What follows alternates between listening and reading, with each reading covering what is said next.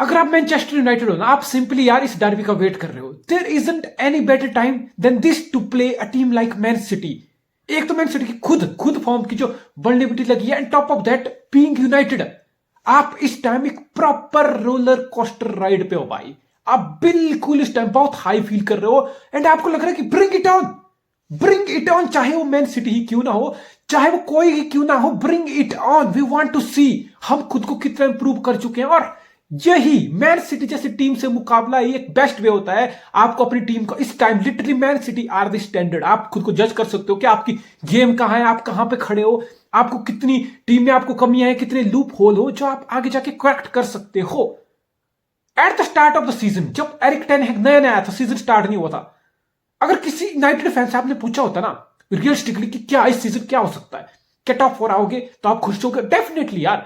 Definitely एक नए manager के अंडर पहला सीजन अगर आप टॉप 4 आ रहे हो, आप बिल्कुल यूनाइटेड फैन ने बिल्कुल अपना हाथ खड़ा करके बोला होता कि yes this that will be good season. अगर हम टॉप 4 आ जाते हैं पहला सीजन में under Erik ten Hag, that will be awesome, बहुत अच्छा होगा।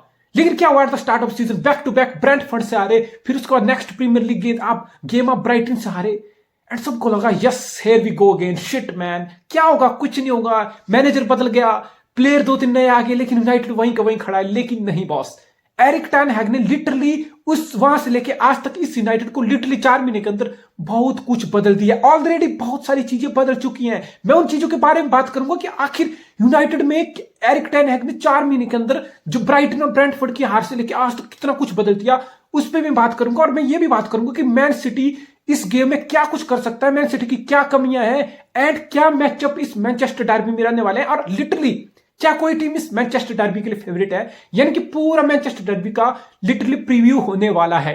देखो यूनाइटेड बहुत आगे निकली है। यूनाइटेड जहां पे 2 सीजन के स्टार्टिंग में दो मैच खेले थे, हारे थे, वहां से लेके आज का यूनाइटेड बहुत आगे निकल चुका है।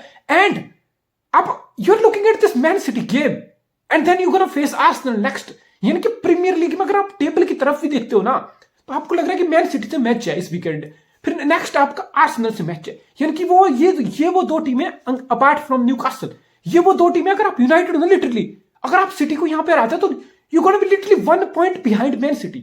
आप मैन सिटी से सिर्फ 1 पॉइंट पीछे हो जाओगे टेबल में। How big is that, how big is that after losing first 2 game off season. Imagine 17 match के बाद प्रीमियर लीग में आप मैन सिटी जैसी टीम से 1 पॉइंट पीछे बैठे हो। अगर आप मैन सिटी को कल हराते हो, फिर उससे अगला मैच आपका ऐसे यूनाइटेड किसके साथ है, आर्सेनल के साथ, किसके टॉप ऑफ द टेबल, और आर्सेनल को आप पहले हरा चुके हो at the start of the season. यानी कि there is a big chance, there is a big chance कि अगले 10 दिन के अंदर यूनाइटेड सिटी को भी हरा के बैठा हो, और यूनाइटेड आर्सेनल को भी हरा के बैठा हो। एंड जस्ट इमेजिन ये 2 रिजल्ट अगर यूनाइटेड पुल ऑफ कर देता है भाई, टेबल में कितना भयंकर इफेक्ट होने वाला है। मैन सिटी से आप 1 पॉइंट पीछे हो जाओगे, और आर्सेनल जो मैन सिटी से 5 पॉइंट पीछे है, उसको भी आप लिटरली आप रिड्यूस कर दोगे टॉप लेवल पे। 3 पॉइंट की लीड पे आप रिड्यूस कर दोगे टेबल को। ऑब्वियसली वो मैन सिटी को भी एक एडवांटेज रहेगा अगर यूनाइटेड आर्सेनल को हराता है। यानी कि अगर मैं यूनाइटेड के पॉइंट ऑफ व्यू से देख रहा हूं, मैन सिटी की बात नहीं कर रहा मैं, अगर यूनाइटेड के पॉइंट ऑफ व्यू से देखूं, तो ये 2 गेम है जो हमारा 15 मैच का अनबीटन रन चल रहा है ना यूनाइटेड का, ये 2 गेम है भाई। This is the it. अगर मैं प्रीमियर लीग फ्यूचर की बात करता हूं ना, अगर मैं यूनाइटेड को टाइटल कंटेंडर देखना चाहता हूं ना, तो this is it bro. You defeat Man City, then you defeat Arsenal. This is the message. इससे बड़ा मैसेज, इससे बड़ा मैच नहीं है प्रीमियर लीग में इस सीजन, नहीं है यार, नहीं है। आप लिवरपूल को हरा दो, आप बोल दो कि इंजरी क्राइसिस है, लिवरपूल टॉप 4 के लिए खुद स्ट्रगल कर रहा है। आप चेल्सी को हरा दो, चेल्सी के क्या खुद घोड़े लगे हुए हैं, लिटरली घोड़े लगे हुए हैं। आप स्पर्स को हरा दो, कुछ मजा नहीं, मजा है लेकिन this is it man.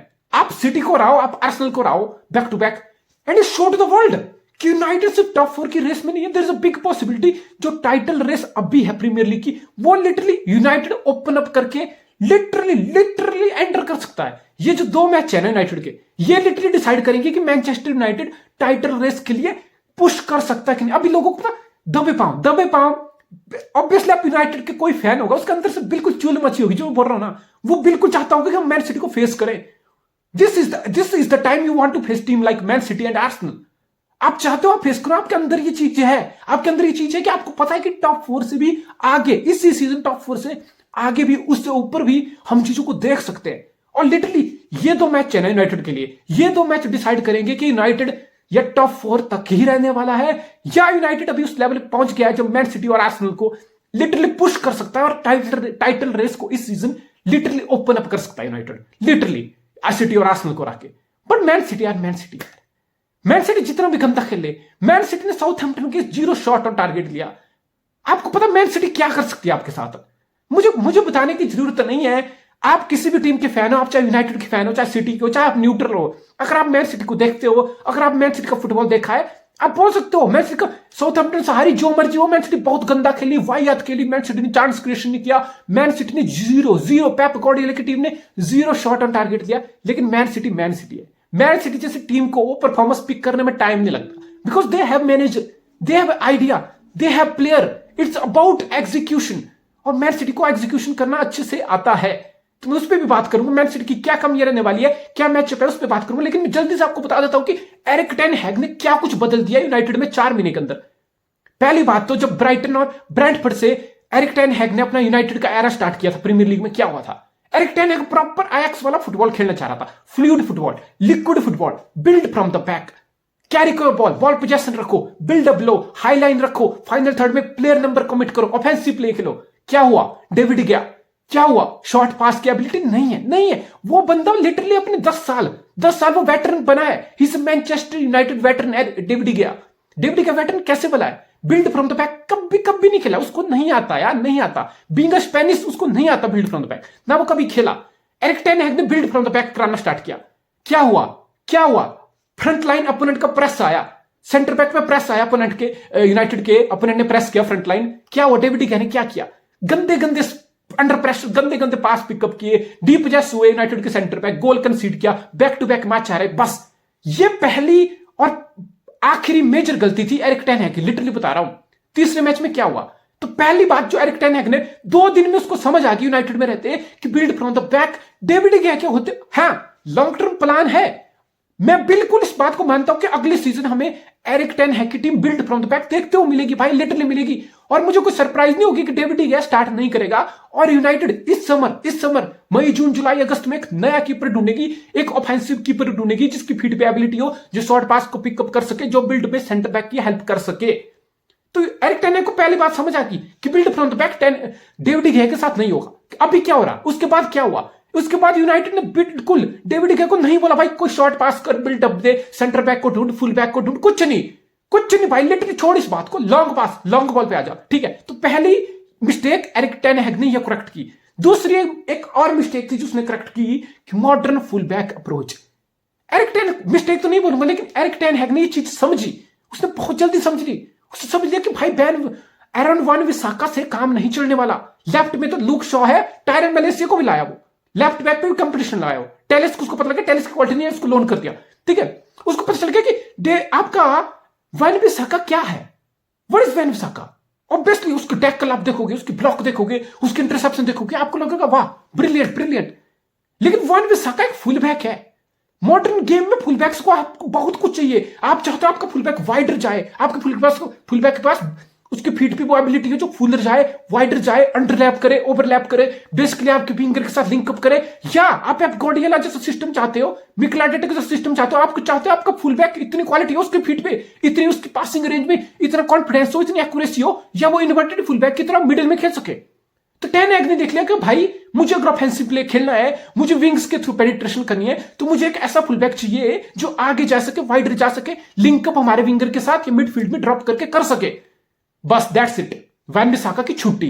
Diego tallow बहुत बड़ा मेजर पॉइंट है। यूनाइटेड यहां खड़ा है, वो बंदा जाता है, वो बंदा एडवांस पोजीशन पे जाता है, underlap, overlap, at some time he even drop into the midfield to play as a inverted full back in support of the midfield. यानी कि दूसरी चीज, बिल्ड फ्रॉम द बैक को छोड़ने के बाद दूसरी चीज टेन हैग ने सही की, मॉडर्न फुल बैक वाली अप्रोच। और डियागो टैलो कहां खड़ा है मुझे बोलने की जरूरत नहीं। तीसरा और एक और सबसे बड़ा चीज, मिडफील्ड क्राइसिस। भाई एरिक, जो बात ओले को 2 सीजन नहीं समझ आई, स्कॉट मैकटोनिमे, फ्रेड मैकफ्रेड वाले मिडफील्ड, एरिक टेन हैग को लिटरली यूनाइटेड के लिए उसने एक मैच मैनेज भी नहीं किया था। एरिक टेन हैग को कोई चीज समझ आ गई थी। ऑब्वियसली उसने फीडबैक देखे होंगे, उसने उसका गेम प्ले देखा होगा दोनों का पुराने सीजन का, इसलिए पहले दिन से एरिक टेन हैग पुश कर रहा था फ्रैंकी डियोंग के लिए। फ्रैंकी डियोंग की डील नहीं हुई, लेकिन एरिक टेन हैग कैसेमीरो को 60 मिलियन, 31 साल के प्लेयर के लिटरली 60 मिलियन फेंक के एरिक टेन हैग लेके आया। एरिक्सन को फ्री एजेंट लेके आया, जो एरिक्सन ब्रेंटफोर्ड जैसी टीम में चला गया था। यानी कि आपको ये चीज समझ आ गई एज एरिक टेन हैग। मिडफील्ड बहुत बहुत जरूरी है यार। मिडफील्ड बहुत बहुत, मिडफील्ड हार्ट सोल होती है एक टीम की, लिटरली रूह जिगर जान होती है मिडफील्ड। एरिक टेन को ये चीज समझ आ गई। कैसेमीरो जैसा बंदा ला, एरिक्सन जैसा बंदा। देखो मिडफील्ड को आपको चीजें कंट्रोल करनी होती है। आपको आपको आपको पता है आपकी टीम आपके मिडफील्ड के इर्द गिर्द खेलती है। आप मैच का टेम्पो कंट्रोल करते हो, जहां पे आपके फुल बैक वाइड रोल में जा रहे हैं, जहां आपके बाकी मिडफील्डर काफी एडवांस जा रहे हैं, आपके फॉरवर्ड के साथ लिंक अप कर रहे हैं, प्ले को लिंक कर रहे हैं। आपको पता है यहां पे सेंटर ऑफ द पिच में कैसेमीरो, मिडफील्ड में कैसेमीरो जैसा हरामी है, लिटरली एक भड़वा बंदा, एक हरामखोर प्लेयर है जो गंदे गंदे इंटरसेप्शन कर देगा, गंदे गंदे फॉल कर देगा, जैसे तैसे करके हायर हमारे प्लेयर को, अगर बाकी player higher on the pitch है, वो हमारे सेंटर बैक को शील्ड करेगा, वो हमारे बैकलाइन को प्रोटेक्ट करेगा, वो हमें काउंटर कंसीड कराने से, ट्रांजिशन पे गोल खाने से रोकेगा जब हमारी टीम एडवांस रोल में होगी। ठीक है, और मिडफील्ड में गंदे गंदे टैकल करके, टेम्पो कंट्रोल करके, यानी कि गेम को लिटरली आपको कंट्रोल करके देगा। At the same time Casemiro के बगल में आपका जो दूसरा बंदा होगा एरिक्सन, उसकी जो बॉल प्लेइंग एबिलिटी है, वो अच्छे डीप बॉल थ्रेड करके अपोनेंट के डिफेंस को ब्रीच करेगा, और डीप बॉल पे रशफोर्ड जैसा बंदा आपको मीटअप करेगा, और ब्रूनो फर्नांडिस को स्ट्राइकर के पीछे 4-2-3-1 ब्रूनो फर्नांडिस को मार्शियल या रशफोर्ड के पीछे या रशफोर्ड के राइट में खेलने की जगह मिल रही है, उसको अपनी गेम में और फ्रीडम दिखाने को मिल रही है, बिकॉज कैसेमीरो जैसा हरामी मिडफील्ड लिटरली आपके लिए डिक्टेट करके दे रहा है। मैकफ्रेड में ये कंट्रोल नहीं था। मैकफ्रेड में इस टाइप की आपके पास मैच्योरिटी, इस टाइप की फिजिकलिटी, इस टाइप की positional play awareness, wisdom literally wisdom is the word. जब आप कैसेमीरो को देखते हो, जब आप रॉड्री को देखते हो, जब आप बुस्केट्स को देखते हो, तो विजडम इज द वर्ड जो आपके दिमाग में आता है। देखो भाई, आप पता होना चाहिए आपकी डिफेंसिव अवेयरनेस, आपकी टीम अगर फाइनल थर्ड एंटर कर रही है तो कैसेमीरो को पता है कि मुझे अपनी पोजीशन कहां रखनी है, उसके पास वो पोजीशनल अवेयरनेस है कि मैं अपने सेंटर बैक को कैसे शील्ड करूंगा जब हमारी team hire on the pitch है। अगर गेंद लूज हो गया, हमारी टीम बिल्डअप में डिपोजेस होगी, तो मुझे वो डिफेंसिव अवेयरनेस है, मैं कौन सी पोजीशन में खुद को ऑक्यूपाई करूंगा ताकि मैं अपोनेंट के काउंटर को हैम्पर कर सकूं। एट द सेम टाइम अगर मुझे ऑफेंसिवली कुछ कंट्रीब्यूट करना है तो मुझे किस पोजीशन में खुद को जाना है, कौन सा हाफ स्पेसेस कब अटैक करना है, जहां से मैं एक बॉक्स में क्रॉस डाल दूं या लॉन्ग रेंज शॉट ले लूं, अपनी टीम के लिए एक ऑफेंसिव कंट्रीब्यूशन भी करूं। ये विजडम कैसेमीरो के पास है। तो एरिक टेन हैग ने मिडफील्ड को literally there is a big reason यार, बिग रीजन यूनाइटेड चौथे नंबर पे है। That's the midfield, that's a fucking midfield. और चौथा सबसे बड़ा कारण रशफोर्ड को देखो। रशफोर्ड की सबसे बड़ी स्ट्रेंथ सबको पता है, रशफोर्ड का पेस थी, पहले दिन से पता है रशफोर्ड का पेस थी, रशफोर्ड के पास ड्रिबल था, रशफोर्ड की फिनिशिंग बिल्कुल शिट थी, सबको पता है, और कंसिस्टेंसी नहीं थी। रशफोर्ड एक गेम में बहुत अच्छा गोल मारता था, तो लिटरली ये 2-3 गेम में रशफोर्ड का एक अच्छा पैच आता था आज तक की हिस्ट्री। रशफोर्ड 2-3 गेम में बहुत अच्छा खेलता था, गोल मारता था, फिर क्या होता था, फिर लिटरली 3-4 गेम भाई किसी को नहीं पता रशफोर्ड कब ट्रैशफोर्ड बन जाता था, कब रशफोर्ड लिटरली मिस्टर इंडिया बन जाता था, पिच में नहीं दिखता था, अच्छे चांस पे लिटरली हक देता था, tap in miss, decent chance पे हवा में गेंद उड़ा दी। वो रशफोर्ड आज ही कहा, रशफोर्ड की मैच्योरिटी देखो भाई और सबसे बड़ी बात रन इन फ्रॉम बिहाइंड। जब आपको पता है आपके पास एरिक्सन जैसा बंदा मिडिल में है, जब आपको पता है एरिक्सन थोड़ा एडवांस ब्रूनो फर्नांडिस जैसा बंदा है, अच्छे क्रॉस आएंगे, अच्छी थ्रो डिलीवरी आएंगी, अच्छे डीप बॉल खेले जाएंगे, और डीप बॉल के लिए run in from the behind, उन स्पेसेस को रन करना, बॉल रिसीव करना, दैट्स रशफोर्ड बिग एस्ट स्ट्रेंथ। और रशफोर्ड वो काम कर रहा है। यानी कि ये 3-4 चीजें एरिक टेन हैग ने 4 महीने में लिटरली सॉल्व कर दिया, और यूनाइटेड को आप देख रहे हो लिटरली यूनाइटेड शाइन कर रहा है। और चौथी 4 चीजें मैंने गिना दी, पांचवी चीज जो हर मैनेजर के पास होनी चाहिए, उसके बिना पेप गार्डियोला भी अधूरा है, उसके बिना हर मैनेजर अधूरा है, और वो चीज है ड्रेसिंग रूम के ऊपर control. I am the fucking boss, I am the boss of old Trafford. United में ये मैसेज जाना बहुत क्लियर था, प्लेयर को ऐसा लगना चाहिए मैं कमांड में हूं। रोनाल्डो को साइड में कर दिया, लिटरली रोनाल्डो को थ्रोन आउट किया गया क्लब से। एरिक टेन हैग ने उसको बेंच करना स्टार्ट किया, प्री सीजन मिस किया। एरिक टेन हैग ने भाई तू बैठेगा बेंच पे, तू आएगा बेंच से तो ठीक है, अगर तुझे ईगो दिखानी है तो तेरी जगह टीम में नहीं है। लिटरली क्रिस्टियानो रोनाल्डो जो क्लब का वेटरन था, 2 महीने में एरिक टेन हैग ने उसको साइड में कर दिया। और ये बैटल जीता कौन? ये बैटल एरिक टेन हैग जीता। एरिक टेन हैग लिटरली सही साबित हुआ कि यूनाइटेड देखो क्रिस्टियानो रोनाल्डो का जो डिसिप्लिन नहीं है, जो इसकी ईगो है, वो टॉप लेवल पे इस हिसाब से नहीं खेल सकता। तो इस बैटल को एरिक टेन हैग जीत चुका है, और रोनाल्डो जा चुका है सऊदी में टॉप फुटबॉल को बाय बाय करके। यानी कि जब आप रोनाल्डो जैसे प्लेयर का, एक क्लब लेजेंड का, इतनी बड़ी फिगर है, एक लेजेंड है, एक वेटरन है Cristiano Ronaldo, one of the greatest जब आप रोनाल्डो का एग्जाम्पल ड्रेसिंग रूम में सेट करते हो ना, भाई किसी की हिम्मत पड़ेगी एरिक टेन हैग को क्वेश्चन करने की? किसी की हिम्मत, किसी की मजाल होगी कि एरिक टेन हैग जो बोल रहा है वो नहीं माने हम? रैशफोर्ड हो गया, जेडन सांचो, ये बच्चे एरिक टेन हैग जो कुछ बोलेगा उसको नहीं मानेंगे। भाई हाथ पैर थर थर कांप रहे होंगे, लिटरली थर थर कांप रहे होंगे। कैसेमीरो जैसा आरामी क्वेश्चन नहीं कर पाएगा, एरिक टेन हैग को पूछ नहीं पाएगा। यानी कि मैनेजर पूरी लिटरली कमांड में है। मैनेजर ने रोनाल्डो का एग्जांपल सेट कर दिया है, रोनाल्डो का ही नहीं, उसके बाद जेडन सैंचो। मैंने बोला ना ये तो बच्चे हैं, बच्चे। वर्ल्ड कप में आप नहीं थे, आपके पास ब्रेक थी, जेडन सैंचो ने खूब मौज मस्ती की। ऑब्वियसली एरिक टेन हैग ने उसको बताया होगा कि हर प्लेयर जो वर्ल्ड कप नहीं गया था, जिसके लिए 1 महीने का ब्रेक था, कि आपको ऐसे रहना है, आपको इस शेप में रहना है, आपको ये डाइट फॉलो करनी है, ये स्केड्यूल फॉलो करना है, ऐसे पर्सनल ट्रेनिंग करनी है, ये सब चीजें करनी है। लेकिन एरिक टेन हैग ने वर्ल्ड कप खत्म होते देखा कि जेडन सैंचो जेडन सैंचो ना शेप में है, ना जेडन सैंचो में वो डिसिप्लिन दिख रहा है, ना उसमें वो चीजें दिख रही है। भाई तुमने लिया होगा 350K पर वीक, तुम्हें यूनाइटेड के बोर्ड ने एरिक टेन हैग के आने से पहले इतना भयंकर कॉन्ट्रैक्ट दे दिया होगा। लेकिन एरिक टेन हैग ने बोला भाई I don't give a fuck, मुझे फर्क नहीं पड़ता बेटा, फिटनेस देख अपनी, बेटा डिसिप्लिन ले, बेटा पर्सनल ट्रेनिंग कर, 1 महीने की पर्सनल ट्रेनिंग करके आ, तू टीम में नहीं आएगा। जेडन सैंचो 1 महीना होने को आया, लिटरली 7-8 मैच वर्ल्ड कप के बाद यूनाइटेड खेल चुका है, जेडन सैंचो टीम के आसपास भी नहीं है। यह होता है डिसिप्लिन, यह होता है डोमिनेंस, यह होता है मैनेजर का कंट्रोल। और वही रैशफोर्ड जो इतना शाइन कर रहा था, याद करो 1 हफ्ता पहले क्या हुआ, 10 दिन पहले क्या हुआ था। रैशफोर्ड अभी भी गोल पे गोल मार रहा है, लिटरली यूनाइटेड का player of the season kind of form. Rashford एक ट्रेनिंग मीटिंग, प्री मैच में मीटिंग में, मैच से पहले जो मीटिंग होती है उसमें लेट आया, बिकॉज रैशफोर्ड ओवर स्लेप्ट, ठीक है, लेट पहुंचा मीटिंग में। रैशफोर्ड बेंच पे स्टार्ट किया था वोल्व्स वाली गेम, हालांकि रैशफोर्ड सेकंड हाफ में बेंच से आके यूनाइटेड के लिए विनर स्कोर किया वोल्व्स के अगेंस्ट। लेकिन एरिक टेन हैग का मैसेज क्लियर है, जब मैंने रोनाल्डो को नहीं बख्शा तो जेडन सांचो किस खेत की मूली है, रैशफोर्ड किस खेत की मूली है? भाई तुमने 10 गोल मार दिए, रैशफोर्ड को ये मैसेज चला गया, बाकी ड्रेसिंग रूम को भी चला गया कि तुम टॉप प्लेयर जरूर होंगे, मैं कोई ओले नहीं हूं, मैं कोई राल्फ रैगनिक नहीं हूं, मैं तुम्हारे नखरे नहीं झेलूंगा बेटा, नहीं झेलूंगा यार, तुम्हें चुतियापा करोगे, तुम्हारी जगह टीम में नहीं बनेगी। यानी कि आप ड्रेसिंग रूम को कंट्रोल कर चुके हो। तो ये है यूनाइटेड के सारे मेन पॉइंट। अगर मैन सिटी की बात करूं इस डर्बी में, देखो मैन सिटी है, मैन सिटी ने इस सीजन क्या किया? मैन सिटी ने इस सीजन बहुत खराब दिन हो गए मैन सिटी के, literally Man City are having so many days off. एक तो होता है आप ठीक है 5-6 मैच अच्छे खेलते हो, एक मैच हो जाता है आपके पॉइंट ड्रॉप हो जाते हैं, लेकिन आप एक टॉप टीम हो, अगर आपको टाइटल जीतना है ना, you can't afford to have so many bad days, you can't afford to have so many off days. जहां मैन सिटी का क्या पैटर्न चला हुआ है, अगस्त से लेकर जनवरी आ गया, मैन सिटी का एक पैटर्न बहुत गंदा चला हुआ है, जो एक चैंपियन टीम का कभी नहीं होता भाई। 3-4 मैच अच्छे, ऑल ऑफ सडन एक मैच हार जाते हो, पॉइंट ड्रॉप हो जाते हैं, चाहे वो लीग का मैच हो, चाहे प्रीमियर लीग का मैच हो।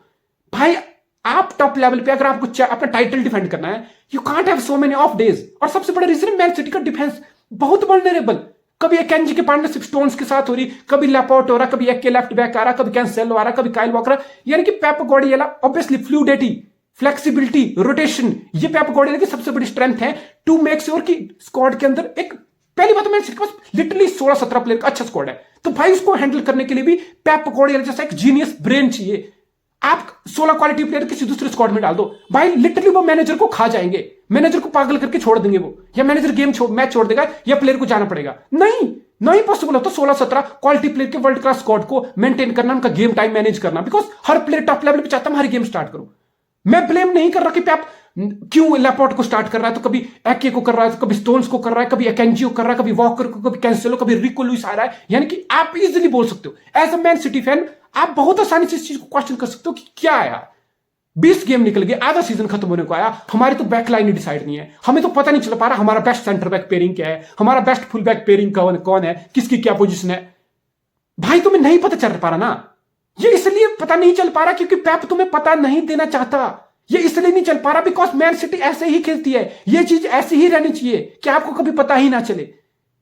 इसलिए मैन सिटी पिछले 5 साल में 4 टाइटल जीती है, इसी रोटेशन प्ले, इसी फ्लेक्सिबिलिटी वजह से। मैं ज्यादा इस चीज पे पेप को ब्लेम नहीं करूंगा, लेकिन मैन सिटी को अपने डिफेंस में चीजें सॉर्ट आउट करनी पड़ेंगी। एक होता है ना, आप सेंस लेते हो, क्योंकि मैन सिटी के साथ क्या हो रहा है, मैन सिटी ऑब्वियसली 80% बॉल रखती है, बहुत ज्यादा डोमिनेट करती है match. The moment opponent, because man City को ट्रांजिशन पे हर्ट करता है, अगर लिटरली आप अपोनेंट हो, चाहे आप न्यूकासल हो, चाहे आप एस्टन विला हो, चाहे एवर्टन हो, मैन सिटी के साथ क्या हो रहा है, जितनी बार मैन सिटी ने पॉइंट ड्रॉप किए, अपोनेंट हाई लाइन को एक्सपोज करके मैन सिटी को लिटरली अपोनेंट पूरे मैच में एक चांस बना रहा है और उसी चांस में मैन सिटी कंसीड कर रही है। यानी कि आपको अपनी सॉलिडिटी डिफेंस में दिखानी पड़ेगी। और दूसरी बात, Pep Guardiola inverted full back, I don't know यार, आई डोंट नो। मैं चाहता हूं मैन सिटी फुल बैक को वाइडर जाने दे, मैन सिटी अपने फुल बैक को विंगर के साथ लिंकअप कराने थे और विंग्स लिटरली डेड पड़े हुए हैं। मैन सिटी के विंग्स लिटरली डेड पड़े हुए हैं। लेफ्ट पे क्या है? लेफ्ट पे ग्रिलिश जस्ट फकिंग डेड भाई। वो बॉल रिसीव करता है, बॉल रिसीव करके वन डायमेंशनल अप्रोच, बैक पास एक्यो कर देगा, साइड पास रॉड्रियो कर देगा, बाइडर खड़ा रहेगा बाइडर, फिर बॉल रिसीव करेगा, बैक पास साइड पास, भाई टेक ऑन कर ले भाई, लिटरली टेक ऑन कर ले, ड्रिबल करने की कोशिश कर ले, अपोनेंट के राइट बैक पे टेक ऑन कर ले, क्रॉस बाई लाइन की तरफ वाइडर चला जा, कट इन साइड कर ले, क्रॉस डाल दे बॉक्स में, भाई कुछ तो थ्रेट क्रिएट कर यार, कुछ तो थ्रेट क्रिएट कर। आई होप रियाद माहरेज राइट में वो थ्रेट मैन सिटी के लिए इस गेम में मुझे लग रहा है राइट पे रियाद माहरेज स्टार्ट करने वाला है और रियाद माहरेज वो थ्रेट क्रिएट करेगा। आई होप लेफ्ट पे फोर्डन स्टार्ट करे। मैं ग्रिलिश को लिटरली इस स्टेज पे, इतना क्रंच सीजन है as a Man City fan, भाई हमें यूनाइटेड को खेलना है, फिर हमें स्पर्स को लिटरली 3 मैच में 2 बार खेलना है, फिर आर्सेनल को खेलना है, भाई बहुत क्रंच टाइम है। Just like United, man City के लिए बहुत क्रंच टाइम है। आप चीजें फकअप नहीं कर सकते हो। This is not the time to experiment, this is the time to grab the league by scrap of its neck. बिल्कुल जकड़ना है लीग को, अगर जकड़ना है ना तुम्हें यूनाइटेड को हराना पड़ेगा भाई, लिटरली तुम्हें एक स्टेटमेंट विन दिखानी पड़ेगी। This is the high time. तो मैन सिटी को फुल बैक, आज मैं चाहता हूं फुल बैक वाला, वाइडर वाला, फुलर वाला, लिंकअप, अंडरलैप, ओवरलैप विंगर के साथ हो और विंग्स से हमें कंट्रीब्यूशन चाहिए। बाकी कुछ ज्यादा प्रॉब्लम मैन सिटी में है नहीं। लेकिन रैशफोर्ड जो राइट लेफ्ट विंग पे जो थ्रेट कॉज करेगा, उसके लिए ऑब्वियसली रिको लुइस राइट बैक नहीं खेलेगा भाई। आप रिको लुइस को, जो रैशफोर्ड इतनी रेड हॉट फॉर्म में, जो बंदा पिछले 5-6 मैच से लगातार गोल असिस्ट हर मैच में कंट्रीब्यूशन करता आ रहा है, आप उसकी पेस को हैंडल करने के लिए, run in from the behind को स्टॉप करने के लिए आपको काइल वॉकर राइट पे खिलाना पड़ेगा। इसमें कोई शक नहीं है, Kyle Walker right back start करेगा टू कंट्रोल और to hold into the Rashford and his space and his dribble and his run from the behind. ये चीज होने वाली है और ये मैचअप बहुत बड़ा होने वाला है। एक दूसरा matchup last time Manchester derby हुई थी, फोर्डन ने हैट्रिक स्कोर की थी, एर्लिंग हालांड ने हैट्रिक स्कोर की थी, यानी कि एर्लिंग हालांड वर्सेस कौन? राफेल वरान। लूक शॉ को मैं लेफ्ट पे खेलते हुए नहीं देख सकता हूं, नहीं होगा भाई। मैन सिटी के इस लूक शॉ आपका सेंटर बैक पेयरिंग नहीं होगी, आपको वापस आना पड़ेगा लिसांड्रो मार्टिनेज पे, आपका चॉइस नहीं है। Maguire Lindelof, I don't think so. तो लोटारो मार्टिनेज और लिसांड्रो मार्टिनेज के साथ वेरान की पेयरिंग, ये वही पेयरिंग है जिसको फोर्डन और एर्लिंग हालांड ने बिल्कुल टेरराइज किया था अपनी फिजिकलिटी से, अपने इन दी एयर थ्रेट से, अपने वन टच फिनिश से। तो ये बहुत बड़ा एक मैचअप है रैशफोर्ड काइल वॉकर के अलावा, Erling Haaland up against Varane and Lisandro Martinez. ये बहुत भयंकर मैचअप होने वाला है कि हालांड को कैसे डेवलप करते हो, कैसे उसको स्ट्रेंथ से आप बीट अप करते हो, because Erling Haaland doesn't give a fuck. अगर आप एरिक टेन हैगो, आपको लग रहा है कि मैं एर्लिंग हालांड को डेवलप कर दूंगा, मैं पूरी गेम में एर्लिंग हालांड के 10 टच रखूंगा, मैं एर्लिंग हालांड का गेम में कंट्रीब्यूशन बिल्कुल उसको आइसोलेट कर दूंगा, टक इन कर दूंगा, बिल्कुल आइसोलेट कर दूंगा, मैच से इंपैक्ट 0 कर दूंगा, भाई कोई दिक्कत नहीं है। एर्लिंग हालांड लिटरली 90 मिनट में 10 टच के साथ भी 2 या 3 गोल मार सकता है। That's the threat, that's the danger. हाँ, चेल्सी के अगेंस्ट एर्लिंग हालांड का गोल नहीं आया, तो मे भी एरिक टेन हैग इस चीज को देख के समझ सकता है कि कहां पे मैन सिटी के, चाहे वो केविन डुरानी की वाइडर से क्रॉसिंग स्टॉप करनी हो या फिर मिडिल से सप्लाई कट ऑफ करनी हो, रिड्यूस करनी हो, ताकि एर्लिंग हालांड को आइसोलेट रखा जाए। ये सारी चीजें देखने में मजा आएगा। अगर डर्बी की बात करूं, कोई फेवरेट है? यस, आप बोल सकते हो कि man city is a Man city यार। मैन सिटी साउथहैम्पटन से कितना भी गंदा खेलो, मैन सिटी बिल्कुल इस गेम को डोमिनेट करके इजिली हो सकता है मैन सिटी 2-0 3-0 से जीत जाए। लेकिन यूनाइटेड, मेरे हिसाब से यूनाइटेड बिल्कुल, there is a big possibility कि यूनाइटेड ही ये मैच जीत जाए। बिल्कुल ओपन, यानी कि बहुत ओपन है, और हो सकता है हमें one of the best derby देखने को मिले इन ईयर्स, 3-4 साल में। हाँ, दो साल पहले 2020-21 के सीजन में ओले गन सोल्शयर की यूनाइटेड ने डेवलप किया था मैन सिटी के ऊपर, लिटरली डेवलप किया था। लेकिन क्या इस बार यूनाइटेड जीत पाएगा वंस अगेन? देखो, very open, there is a big chance United match जीत जाए। यूनाइटेड बहुत अच्छा खेल रहा है, लेकिन मैन सिटी जैसी टीम कभी भी आपके ऊपर चढ़ के कभी भी आपको खत्म कर सकती है। ये चीज हमें बिल्कुल नहीं भूलना चाहिए। Exciting, that's the word, exciting derby होने वाली है।